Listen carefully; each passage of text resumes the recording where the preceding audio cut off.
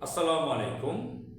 সুপ্রিয় দর্শক মণ্ডলী, জামাত ইসলামীতে দলে দলে লোকজন যোগ দিচ্ছে। জামাত ইসলামীতে প্রতিদিনই বিভিন্ন লোকজন জয়েন করতেছে। আমরা মিডিয়ার কল্যাণে দেখতে পেলাম যে বিজিএমএ, বিকিএমএ সহ ব্যবসায়ী বিভিন্ন সংগঠন সমিতিগুলো, অ্যাসোসিয়েশনগুলো বাংলাদেশ জামাত ইসলামের আমিরে জামাত ডক্টর শফিকুর রহমান সাহেবের বাসভবনে দেখা করছেন তার সাথে। তো ডক্টর শফিকুর রহমান সাহেব সম্ভবত তিনি এখন মগবাজারে তার অফিসে বসতে পারছেন না। তার হার্টে বাইপাস অপারেশন হয়েছে। তার বাসাতে তিনি অফিস করছেন বলে মনে হচ্ছে। তার বাসায় বিভিন্ন লোকজন দেখা করছেন, বিভিন্ন দেশের কূটনৈতিকগণ, রাষ্ট্রদূত যারা, তারা দেখা করছেন। বাংলাদেশের বিভিন্ন ব্যবসায়ী মহল, বিভিন্ন কোম্পানির মালিক, যেরকম স্কয়ার কোম্পানির এমডি সহ একটি প্রতিনিধি দল জামাত ইসলামের আমিরের সাথে দেখা করেছেন। তো এটা খুব একটা ভালো লক্ষণ। বাংলাদেশের জামাত ইসলামের এই দলটি অনেক পোড় খাওয়া একটি দল, অনেক ট্র্যাজেডিক একটি দল। এর ট্র্যাজেডির কোনো অভাব নেই। যারা লক্ষ লক্ষ মানুষ এই দলের মধ্যে আছেন, সংগঠনে আছেন, এই 80 বছরে যত মানুষ এসেছেন এর অধিকাংশ মানুষ ট্র্যাজেডি পার করেছেন। তো মানুষের মুখে মুখে একটা কথা উঠে গেছে যে আমরা হোসেন মোহাম্মদ এরশাদের সামরিক শাসন দেখেছি, সরকারে ছিলেন তিনি। আমরা আওয়ামী লীগকে দেখেছি, আমরা বিএনপিকে দেখেছি, আমরা জামাতকে একবার দেখতে চাই। অলরেডি বাংলাদেশে যে ঘটনা ঘটেছে, বাংলাদেশের সবচেয়ে প্রভাবশালী দুটি বিশ্ববিদ্যালয়, university, Dhaka university, Jahangirnagar university.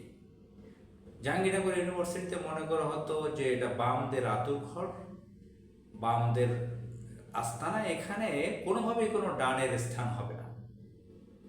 সেখানে শিবির যারা করে সেই মানুষগুলোকে, সেই যুবক ছাত্রদেরকে মেরে ফেলা সহজ ছিল। একটা পাখিকে ধরা যাবে না, কিন্তু মানুষকে মেরে ফেলে তারা উৎসব করত, ছাত্র শিবির করা ছেলেদেরকে।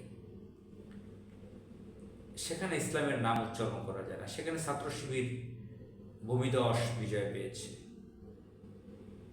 ঢাকা বিশ্ববিদ্যালয় মনে করা হতো বা বাংলাদেশের সবচেয়ে বড় বিশ্ববিদ্যালয়, ঢাকা রাজধানীতে অবস্থিত প্রাচীন সবচেয়ে বড় বিশ্ববিদ্যালয়, এখানে কেন শিবির থাকবে? এটা সেকুলারদের।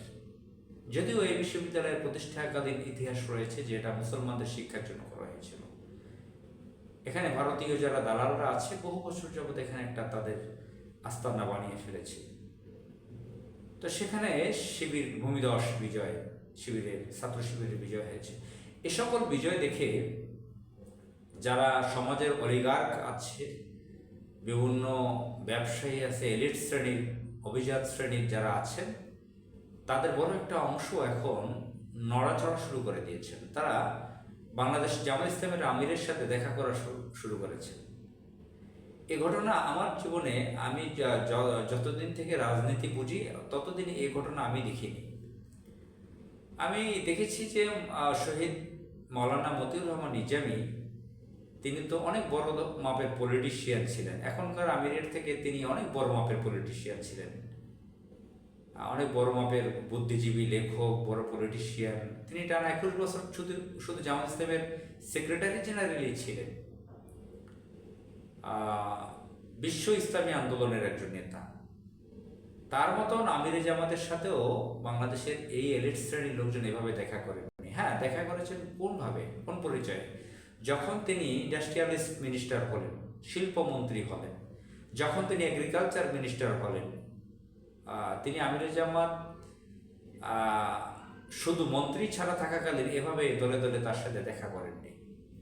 আজকে সমাজের অলিগার্ক যারা, বড় বড় ব্যবসায়ী যারা রাষ্ট্রকে নিয়ন্ত্রণ করে, তারা বর্তমান আমিরে জামাত ডক্টর শফিকুর রহমান সাহেবের সাথে দেখা করা শুরু করেছেন। আলহামদুলিল্লাহ, এগুলো ভালো খবর। আমরা আশা করি যে বাংলাদেশের জামাত ইসলামের এই সংগঠনটি, রাজনৈতিক দলটি রাষ্ট্র ক্ষমতায় আসুক। তারা যে ন্যায় ইনসাফের কথা বলছে, কোরআনের শাসনের কথা বলছে, সেটা কায়েম করুক। এটা বাংলাদেশের কোটি কোটি মানুষ চায়। তবে আমি সাধারণ মানুষ হিসেবে একটু পরামর্শ দিচ্ছি যে জামাত ইসলামের অনেক নেতা আছেন যারা সামাজিক যোগাযোগ মাধ্যম ব্যবহার করতে পারেন না। আমি অনেক দেখেছি, এটা আমি সমালোচনা করছি না, ইচ্ছাকৃতভাবে আমি দেখেছি। তাদের একাডেমিক বড় বড় ডিগ্রি আছে, নাম আছে, প্রভাব আছে, কিন্তু তারা সামাজিক যোগাযোগ মাধ্যমে আবোল তাবোল কথা লিখে। তারা মাইক ব্যবহার করার সুযোগ পেলে উল্টাপাল্টা কথা বলেন। তাদের কথাবার্তা ঠিক করতে হবে, কথাবার্তায় শৃঙ্খলা আনতে হবে এবং তাদের সতর্ক থাকতে হবে ষড়যন্ত্র সম্পর্কে। বিভিন্ন ধরনের যে ষড়যন্ত্র হয় সে সম্পর্কে তাদের সচেতন থাকতে হবে। রিসেপ তাইপ এরদোগান কীভাবে ষড়যন্ত্রের সম্মুখীন হয়েছিলেন, কীভাবে মোকাবেলা করেছেন, ডক্টর মোহাম্মদ মুরসি, শহীদ মুরসি, তিনি কীভাবে ষড়যন্ত্রের শিকার হয়েছিলেন, সেগুলো থেকে শিক্ষা নিতে হবে। যদি কোনোভাবে মানুষ ম্যান্ডেট দেয়, ভোট দেয়, রাষ্ট্র ক্ষমতা এসে যায়, সেটাকে টিকিয়ে রাখার জন্য যথেষ্ট ক্যাপাসিটি তৈরি করে রাখা দরকার। আসসালামু আলাইকুম।